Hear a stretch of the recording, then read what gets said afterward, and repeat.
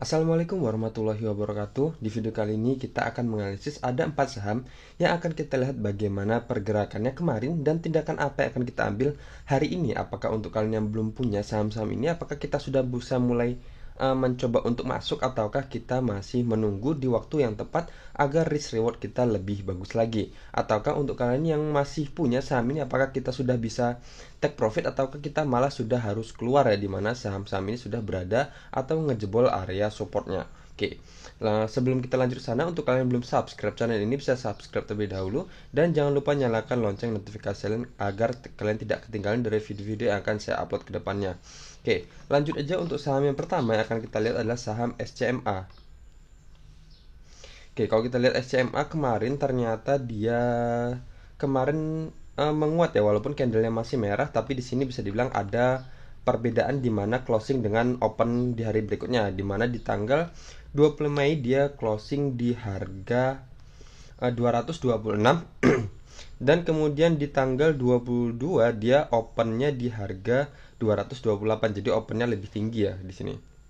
Oke, di sini closing di harga 226 dan kemudian di sini opennya di harga 228 dan kemudian opennya di harga 230 dan kemudian closingnya di harga 228. Oke, berarti di sini bisa dibilang dia sudah mendekati area supportnya ya, cuman kurang sedikit lagi. Kalau kita hitung persentasinya, kita lihat di sini sampai ke area support ini mungkin kalau menyentuh area ini ya. Jadi di harga berapa ini, di harga 216 itu kurang sekitar 5% lagi untuk mendekati area support, dimana kalau sebelumnya di sini dia pernah menyentuh harga closingnya di harga 222. Oke, seperti itu ya. Dimana kalau kita lihat sendiri untuk SMA ini sekarang berada di posisi atau di support mayor kedua ya, dimana ini adalah banyak sentuhan di sini adalah area supportnya dan kemudian di breakdown, dan kemudian di sini sempat menjadi area resisten, dan kemudian resisten di breakout, dan kemudian retest di sini untuk menjadikan area support, dan di sini juga retest menjadi area supportnya kembali. Oke, dan untuk support mayornya lagi ada di sini ya. Coba ini saya besarkan dulu.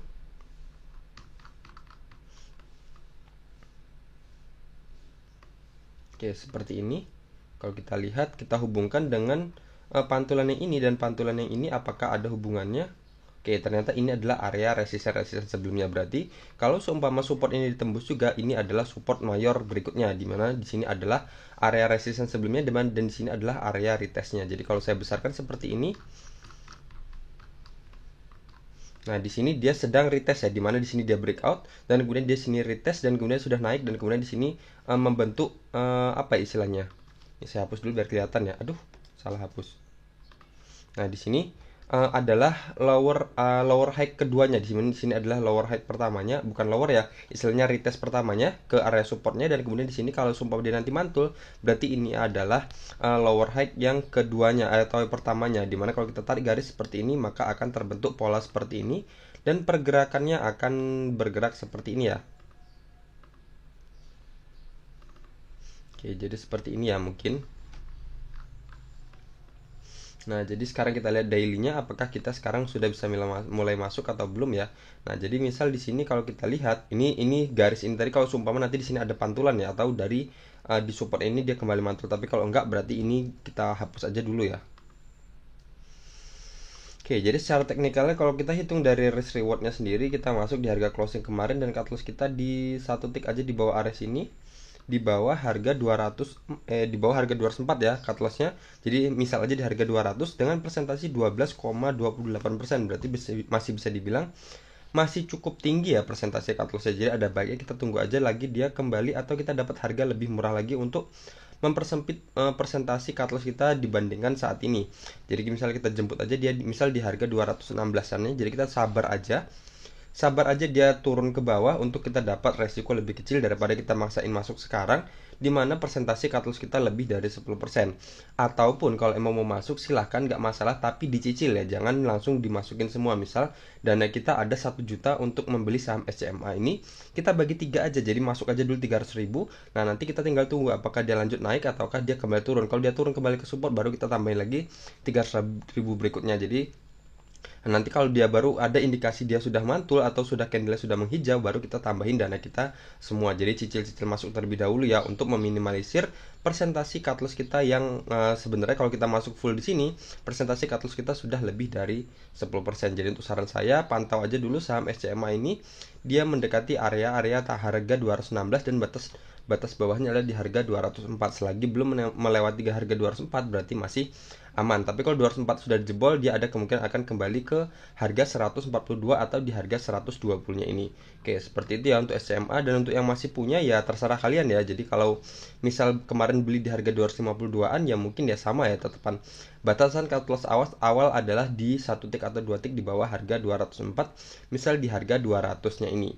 Oke, seperti itu ya untuk saham SCMA ini, dimana kalau kita lihat sendiri trennya sendiri masih downtrend ya, atau di fase downtrend. Cuman ada kemungkinan dia ketika menyentuh area sini, kalau kita lihat di sini sebelumnya ketika dia menyentuh area ini di tanggal 19 Maret 2020 dan kemudian dikembali mantul. Jadi kalau seumpama dia ngejebol juga area sini, kita bisa keluar dulu aja dan kita jemput nanti dia di harga 120-an ini. Apa yang terjadi? Apakah dia kembali mantul ataukah area 120 ini akan dijebol juga, yang dimana itu adalah support mayor terkuatnya juga saat ini. Oke, tapi kalau seumpama dia mantul di area sini, berarti dia valid terbentuk pola lower high yang pertama, di mana lower sebelumnya adalah yang di area sini ya.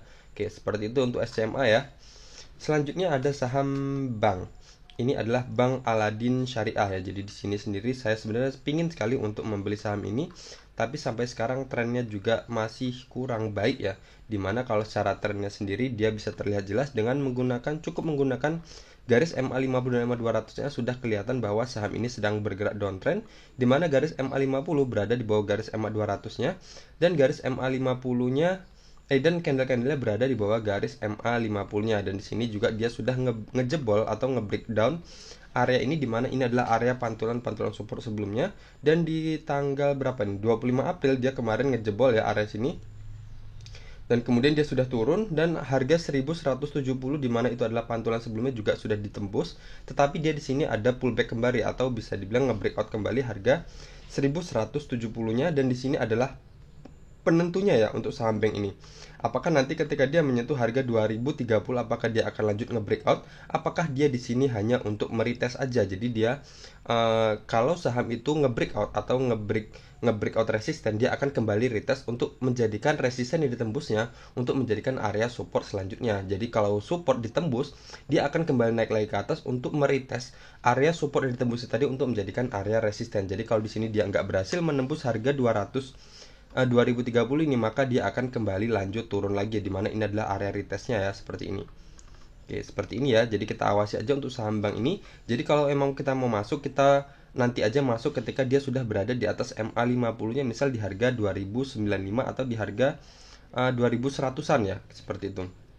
Kalau sekarang kita pasangkan masuk, di mana dia sekarang saat ini sudah berada di posisi yang nanggung atau berada di posisi yang sudah mendekati area resistennya. Dan lebih bagus lagi kalau mau masuk lagi di saham bank ini, kita tunggu dia breakout dari garis MA200 sekalian. Berarti kalau dia breakout dari MA200 nya, dia juga nge-breakout area resisten trendline downtrend ini, dimana dia sudah mengindikasikan atau memberitahu kita bahwa dia akan bergerak reversal ya, dimana dia sudah otomatis kalau dia berada di atas garis MA50 nya atau berada di resisten trendline downtrend ini, dia sudah berada di atas garis MA50 nya juga. Dan kemudian kalau dia konsisten berada di atas garis MA200 nya, maka garis MA50 akan bergerak ke atas dan akan memotong ke atas garis MA200, dimana itu adalah indikasi terbentuk pola golden cross.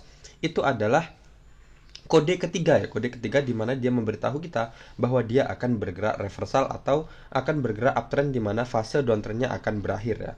Oke, seperti itu ya untuk technical analisisnya bank. Selanjutnya ada saham GZCO. Yang GZCO ini bisa dibilang saham yang dengan volatilitas yang sangat-sangat luar biasa bagusnya, di mana dia turunnya cepat dan kemudian dia pullbacknya juga kembali cepat ya. Jadi nggak butuh lama-lama ketika kita beli saham GZCO ini, pasti dalam waktu dekat kalau dia nggak ngejebol area supportnya, pasti dia lanjut naik ya. Jadi kalau saham-saham yang lain biasanya kita beli dan kemudian dia stuck dulu di area support. Jadi kalau kita mau cut loss juga belum jebol support, mau take profit juga harganya nggak naik-naik. Tapi kalau GZCO ini jelas, jadi kalau dia emang jebol support pun dia akan cepat. Jadi kita cut lossnya pun paling 2 hari 3 hari udah tahu kita bisa cut loss. Nah jadi kalau seumpama kita nggak cut loss, dia ternyata lanjut mantul ya, seperti ini. Nah Kemarin kalau ada yang FOMO misal beli di saham GZCU ini ketika dia naik di sini di candle 20 Mei kemarin dia di mana dia naik atau menguat 18,56% dan kemudian di candle ini dia sempat naik juga di mana dia opennya di harga 228 dan kemudian sempat menyentuh harga tertingginya adalah di harga 236 dan kemudian dia ARB ya, dia ARB. Nah, jadi di sini untuk saat ini sendiri dia kembali sudah menjebol harga 220 di mana itu adalah area bisa dibilang resisten minor terdekatnya. Berarti ini udah ditembus. Oke, berarti selanjutnya untuk harapan kita adalah GZCU ini adalah akan kembali ke support ini lagi ya, di support trendline ini atau ke support area ini dan di sini juga ada MA50-nya. Jadi kita pantau aja. Untuk saham GZCU ini yang kemarin sudah terlanjur beli dan terlanjur apa istilahnya ikutan takut ketinggalan misalnya, kita bisa berharap aja di area ini ya, di sini. Oke. Jadi selagi belum menembus MA50-nya atau bisa kita lihat di harga berapa ini? Di harga 166, selagi belum menembus harga 166, kita masih bisa aman untuk meng-hold saham GZCU ini ya, dimana dia masih bergerak uptrend, garis MA50 berada di atas garis MA200 dan candle-candle konsisten berada di atas garis MA50-nya seperti ini. Oke, jadi aman untuk kita hold ya selagi dia belum menembus harga 166.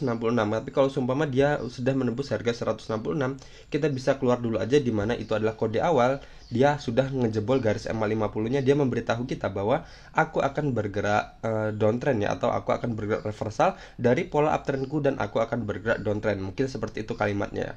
Oke, jadi seperti itu ya.